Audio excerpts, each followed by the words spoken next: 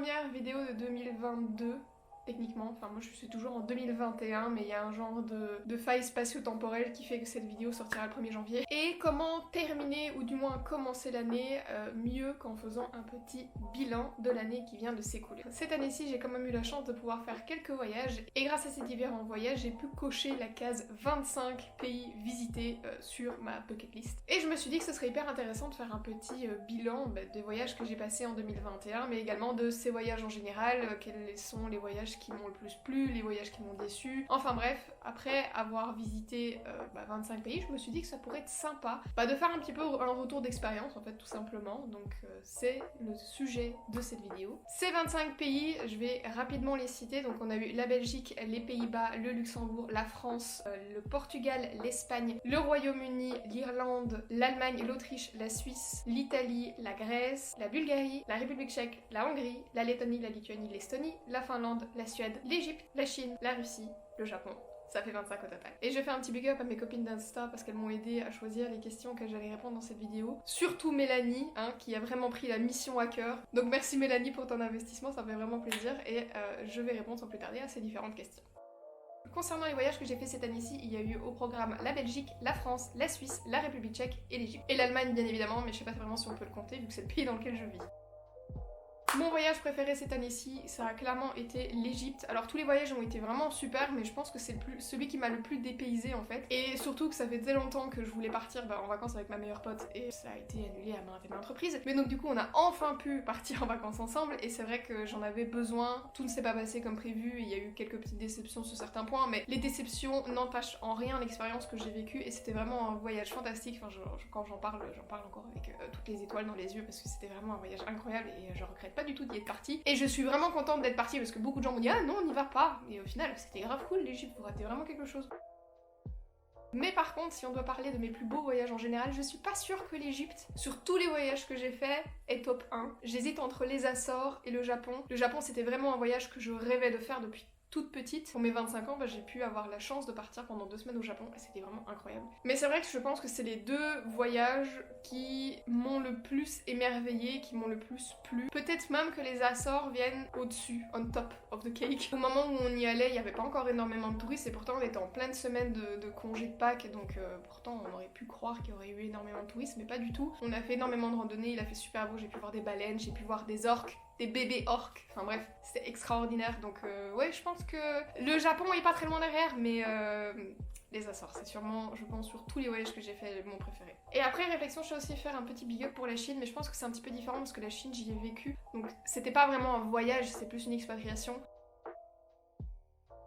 Mais si je devais sortir une expatriation qui a été vraiment au-dessus de toute espérance et qui a été extraordinaire et dont qui me rend encore extrêmement nostalgique aujourd'hui, je pense que ce serait la Chine. J'aime beaucoup les pays de l'Est, j'adore les pays de l'Est, mais d'un autre côté en fait j'ai jamais eu un choc culturel aussi grand qu'en étant en Chine et pour moi c'était vraiment comme si j'étais arrivée dans un autre monde, enfin c'était incroyable et j'ai eu la chance d'avoir pu mettre un petit peu d'argent de côté avant de partir en Chine, donc vu que la vie coûte pas très cher là-bas, on a quand même pu voyager, on a pu faire plein de choses et ouais, c'est vraiment une expatriation qui a été extraordinaire et c'est également l'une des expatriations où j'ai pu partir avec mon homme parce que bon pour les pays de l'Est et la Russie il est pas venu avec moi, mais de par le choc culturel et le tout en fait, la Chine je pense que ça reste la meilleure expérience d'expatriation que j'ai eue.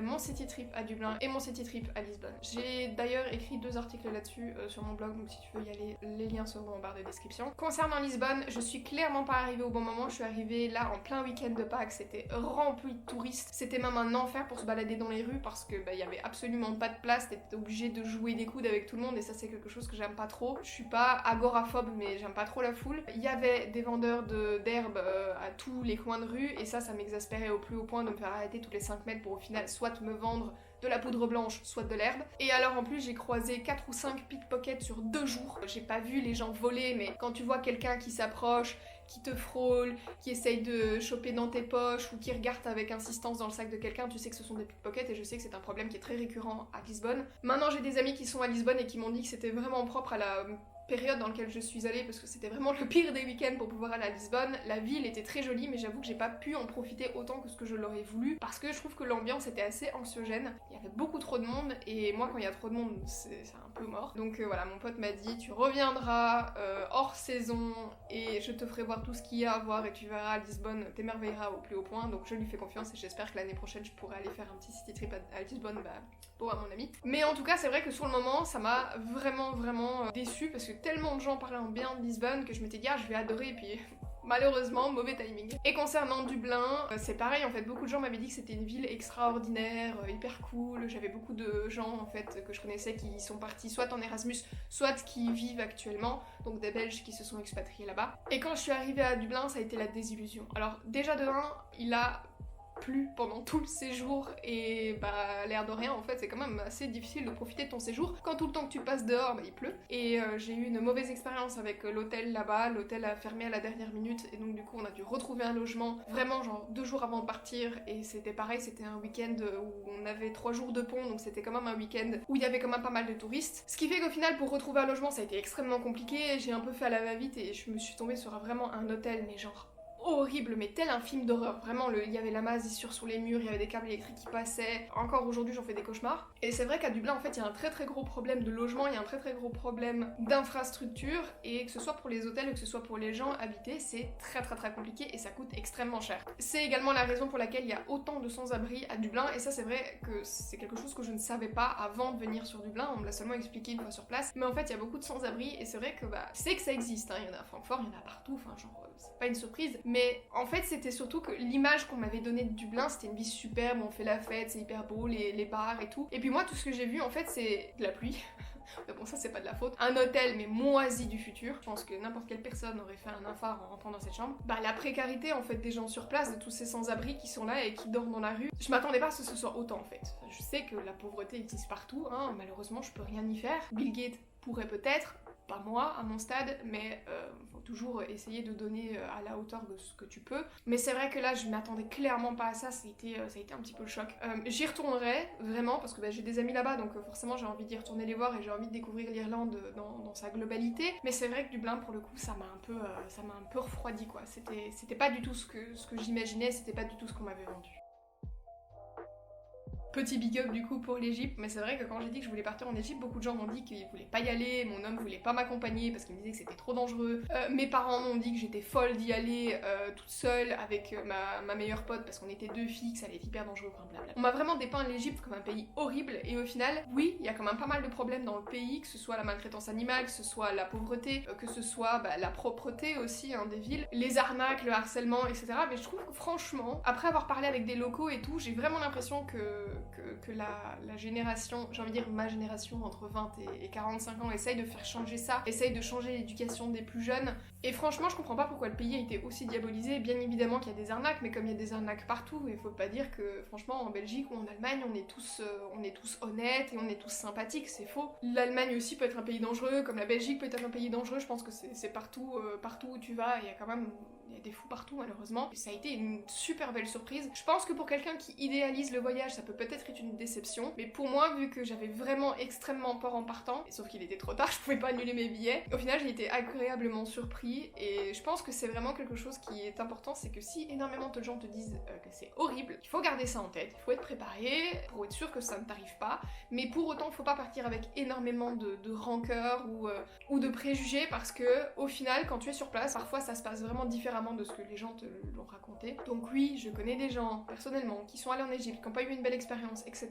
Mais moi, je savais les conditions dans lesquelles je partais, je savais ce à quoi il fallait faire attention, et c'est pour ça que je suis notamment partie avec un guide, et franchement, je regrette absolument pas. C'était extraordinaire, et les guides ont été incroyables, et franchement, j'ai adoré.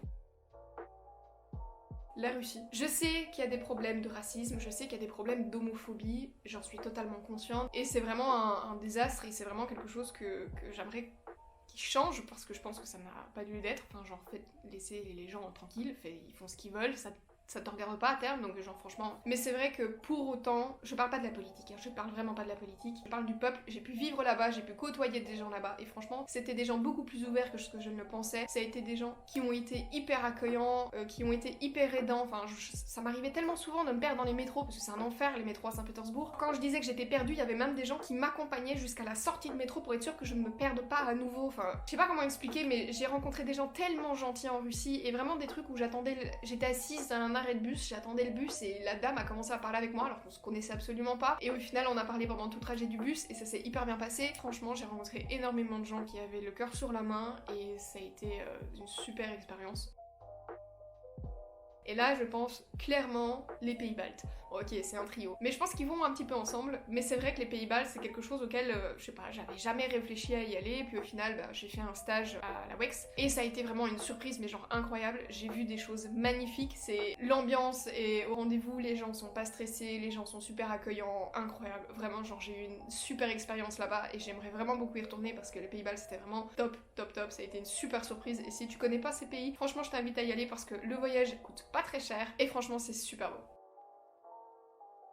Désolée pour Prague, désolée pour Sienne, ça reste Riga. Peut-être je suis pas très objective parce que j'y ai vécu, mais Riga ça reste une ville qui je trouve absolument magnifique. J'adore l'art nouveau, en plus j'avais eu la chance de travailler dans l'ambassade de Belgique, donc du coup j'étais vraiment dans la rue de l'art nouveau, donc c'était grave cool. C'est une ville que j'ai adorée, et j'ai adoré la découvrir en toute saison parce que j'étais là en hiver jusqu'à l'été. Puis j'adore le peuple et les temps, ils sont grave gentils, ils sont grave marrants. Et oui, je pense ma ville préférée, Riga, de manière inconditionnelle. Clairement, l'Italie et la Chine. C'est assez difficile de répondre à cette question. Mon cœur balance énormément entre la Russie et la Chine. Je pense quand même que ce serait la Russie parce que ça fait très longtemps que j'y suis plus retournée. Enfin, ça fait très longtemps que j'y suis plus retournée. J'y suis plus retournée depuis 2017. Vraiment, j'ai vraiment envie d'y retourner. J'ai envie que cette fois-ci, qu'Antoine m'accompagne également parce que j'y suis allée 5 ou 6 fois et toujours toute seule. Et en plus, je tiens quand même à préciser que je ne suis allée que à Saint-Pétersbourg. Genre vraiment. J'y allais en fait pour étudier le russe parce que c'était mes études, et donc du coup j'étais tout le temps dans la même école, ce qui fait qu'au final j'ai jamais vu Moscou, j'ai jamais vu Yekaterinbourg, j'ai jamais vu Novosibirsk, j'ai jamais vu rien du tout. Donc du coup j'aimerais quand même bien y retourner pour pouvoir voir d'autres villes, ce serait cool. Et emmener mon homme tout simplement avec moi parce que je suis sûre que dans le fond il adorerait la Russie. Alors clairement les Açores et la Suisse. C'est deux ambiances totalement différentes. Les Açores on est beaucoup plus sur une ambiance tropicale, la Suisse on est beaucoup plus montagne, lac, etc. Mais franchement c'est deux pays qu'il faut privilégier pour les randonnées. Alors j'hésite entre la Suisse et la Chine, parce que clairement en Suisse ils vivent sur une autre planète, ils ont pas du tout la même notion du danger que nous. Je voyais des gens faire des trucs et j'étais là en mode... Tu sais que tu peux mourir potentiellement en faisant ça, mais enfin bref. Et alors la Chine, enfin, c'est un pays où tu te balades à midi et les petites mamies elles sont en train de danser dans les parcs avec de la petite musique chinoise. Le matin à 6h quand tu te lèves et que tu prends ton bus, elles sont en train de faire du tai chi devant le bâtiment. Enfin genre la Chine quoi. Enfin c'était vraiment une expérience extraordinaire. Si vous avez l'opportunité de vivre en Chine, franchement allez-y parce que genre niveau dépaysement, y a pas mieux. Je pense que c'est l'Angleterre. Alors, il y a sûrement des choses très très bonnes en Angleterre, hein, mais c'est vrai que généralement quand j'allais dans les restos, et Dieu sait que pourtant j'allais très très souvent en Angleterre, mon père adore l'Angleterre, donc on allait là-bas en voiture, en passant dans l'Eurotunnel, au moins une fois par an, voire même deux. Et bref, il adore l'Angleterre, on y allait très souvent, d'ailleurs ici, le fait qu'il sorte de l'Union Européenne, on est un petit peu décontenancé parce que... Maintenant, il va falloir avoir un passeport pour y aller, ça va être un petit peu moins marrant. Mais enfin bref, j'y ai quand même énormément mangé, et je dois avouer que c'est pas le pays où je me suis le plus délectée, quoi. La meilleure expérience genre outdoor que j'ai eue durant mes voyages, c'est clairement les sources chaudes aux Açores qui sont genre dans la nature comme ça, enfin, je trouve ça fou. Bien évidemment, je suis obligée de répondre l'Allemagne. Il y en a pléthore et j'en ai encore, je pense, au moins une centaine à visiter parce que genre, je passe vraiment mon temps à regarder sur Google Maps tous les petits châteaux, à zoomer sur la carte et à les piner les uns après les autres, donc autant vous dire que ma carte ressemble pas à grand chose, mais c'est vraiment un pays dans lequel il y a énormément de choses à découvrir et clairement c'est ici que j'ai vu les plus beaux châteaux. La Chine et le Japon. Le Japon, très clairement, je pense en numéro 1 parce que la Chine, parfois j'avais, au début du moins, j'avais un petit peu peur au niveau des arnaques, les gens ont tendance à vite vous arnaquer. Mais au final, j'ai pas eu trop de problèmes là-dessus. Mais c'est vrai que je pouvais me balader à n'importe quelle heure du jour ou de la nuit, et ça arrivait souvent aussi qu'on se balade dans des rues louches en pleine nuit. Je n'ai jamais ressenti, genre, aucun sentiment d'insécurité, vraiment jamais. Les premiers mois, c'était plutôt parce que, voilà, on a dû aller à la police, donner nos passeports, ils les ont gardés pendant genre 2 jours, et là j'avais un petit peu peur parce que bon, donner ton passeport à quelqu'un dans un pays, c'est une très mauvaise idée. Mais c'était comme ça, il fallait qu'on s'enregistre parce qu'on vivait là-bas, donc je l'ai fait. Ça a été également supervisé par l'université, hein, je suis pas totalement folle. Mais enfin bref, au début j'ai eu un petit peu peur, mais c'était pas vraiment des peurs d'insécurité parce que je me baladais sur place et genre vraiment aucun problème d'insécurité. Et au Japon, clairement pas non plus. Petit bilan également sur les voyages que je n'ai pas encore fait, parce que je trouve ça intéressant. Alors j'ai quelques trucs pour l'année prochaine, mais encore rien de définitif, parce qu'avec Covid c'est un petit peu compliqué, et je dois avouer que les périodes où je veux partir, pour l'instant les billets sont hors de prix, donc du coup bah... je sais pas comment ça va se passer, mais ça sent un peu mauvais. En tout cas, j'ai quelques destinations que j'ai envie de faire, mais pour pas me porter la poisse, juste je vais pas tergiverser plus là-dessus. Si je dois vite fait parler des pays dans lesquels j'aimerais rentrer, ou plutôt des villes dans lesquelles j'aimerais repartir, j'aimerais beaucoup faire Budapest, Riga et Barcelone. Si on parle des pays que j'aimerais découvrir et que je n'ai pas encore fait, ou des régions que je n'ai pas encore fait, j'aimerais beaucoup partir pour faire tout ce qui est côte ouest des États-Unis, voilà, tous les parcs nationaux, etc. J'aimerais beaucoup faire l'Écosse, retourner en Russie bien évidemment, je pense qu'on a compris. J'aimerais beaucoup faire la Jordanie aussi, l'Islande et la Turquie. Ça c'est vraiment genre mon voyage dans mes tops que j'ai depuis quelques temps et que j'essaye de caser par-ci par-là. Donc j'espère que cette année-ci je pourrai au moins partir dans l'un de ces pays. Et en tout cas j'espère que 2022 m'apportera autant de voyages que cette année-ci et ne me limitera pas trop au niveau Covid. 2021 est passé vraiment beaucoup trop vite, j'ai pas du tout vu l'année passer, et c'est vrai que si je dois faire juste un bilan de l'année, outre le voyage, ça a été assez mitigé. Ça a été une année psychologiquement assez fatigante. Il y a eu pas mal de choses qui ont fait que, voilà, j'ai mes batteries qui sont un petit peu down, donc une semaine de vacances ne me fera pas trop de mal. Mais d'un autre côté, tous ces processus qui m'ont puisé énormément d'énergie, au final ce sont des choses qui, d'une manière ou d'une autre, ont attiré énormément de positifs, mais c'est pour ça que j'ai un peu du mal à me dire que 2021 était une excellente année, parce qu'encore aujourd'hui, il y a quelques petites choses sur lesquelles je suis en train de me poser pas mal de questions, et j'ai toujours pas trouvé de réponse, donc j'espère que 2022 pourra m'en apporter. Mais en tout cas, j'ai quand même pu cocher quelque chose sur ma bucket list de vie, notamment le fait que j'ai enfin passé le cap des 25 pays visités. Pour certains, ça peut paraître totalement idiot, mais le voyage, pour moi, c'est vraiment une passion, et c'est genre, plus je voyage, plus j'ai envie de voyager, c'est vraiment une drogue, et je suis quand même assez contente de me dire que j'ai eu la chance et l'opportunité de voyager dans 25 pays et de vivre dans quelques-uns d'entre eux. Donc ça c'est une petite case que je peux cocher. J'ai également enfin acheté mon chez moi. C'est le premier processus de 2021 et c'est celui qui a été psychologiquement je pense assez difficile mentalement parlant. Pas parce qu'on est étranger, parce qu'on vit en Allemagne et que acheter à l'étranger blabla. Rien du tout, genre ça a été la partie la plus facile, c'est juste que le propriétaire en fait était le gars le plus malhonnête de la terre et donc du coup ça a causé pas mal de problèmes, ça a pris beaucoup plus de temps que prévu et ça a vraiment tapé beaucoup sur mon mental. Professionnellement parlant, je dois avouer, c'est pas la fête non plus. Ça fait 2 ans maintenant que je suis en home office non-stop. Beaucoup de gens pensent que je suis en home office à cause de Covid, mais pas du tout.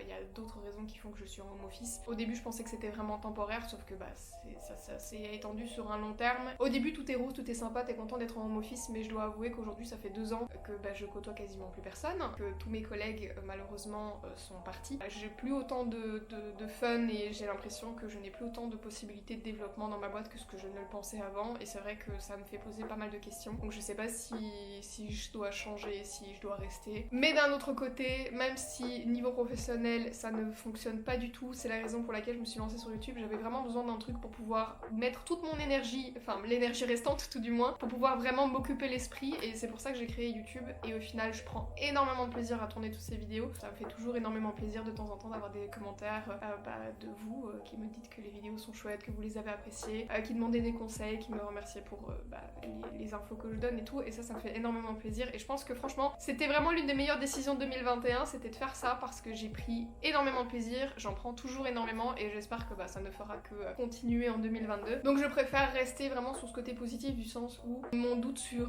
ma vie professionnelle au final m'a amené à développer un petit peu plus encore les réseaux, à me mettre sur YouTube, à refaire le blog, et je pense que c'était pas une mauvaise décision. Bon, c'est un peu mettre un pansement sur une hémorragie parce qu'au final professionnellement ça ne va toujours toujours pas. Mais je suis en train de faire un petit travail sur moi-même pour savoir ce que je veux, ce que je ne veux pas, est-ce que je me réoriente, est-ce que je me réoriente pas, est-ce que je change de boîte. Peut-être, on ne sait pas, on verra ce que 2022 a à m'apporter. En tout cas, j'espère qu'il m'apportera surtout des réponses, parce que pour l'instant, je suis un peu dans le flou. Mais même si cette année a été un petit peu chaotique, parce que les sentiments sont assez partagés, je suis quand même énormément reconnaissante d'avoir pu voyager autant. Et puis surtout, je pense que le summum de cette année-ci, ça a été enfin de pouvoir revoir du monde. On a pu accueillir de la famille, on a pu accueillir des amis, et ça c'était vraiment quelque chose qu'on attendait avec impatience, parce que pendant 2020, on n'a pas eu l'occasion de le faire à cause du Covid. Et puis j'ai également pu concrétiser quelques rencontres de copines d'Instagram qui soit sont venues chez moi, soit je suis allée chez elles, etc. Et ça franchement, c'était vraiment la meilleure partie de mon année 2021. Ça m'a fait énormément de bien au moral, c'était hyper cool de pouvoir rencontrer des gens avec qui tu parles tous les jours sur les réseaux,